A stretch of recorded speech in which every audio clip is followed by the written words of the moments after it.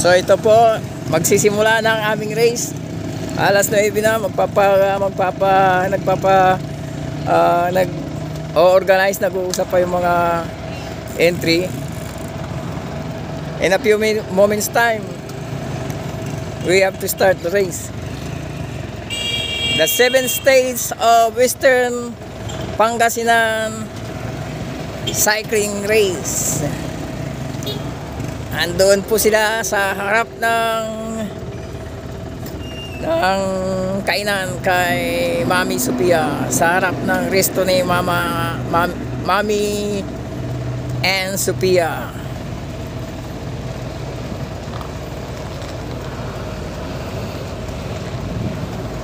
So ito yung mga kalahok, composed of Team Linggen, Team Orbis Tondo. Ibao lang lamang. Oh. Itira ko na tampong punja eh.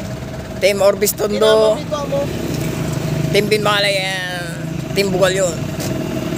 So ito si Kuya Cesar. Ang flag down is Samay Kibaol. So we have agreed that the flag down will be on Kibaol.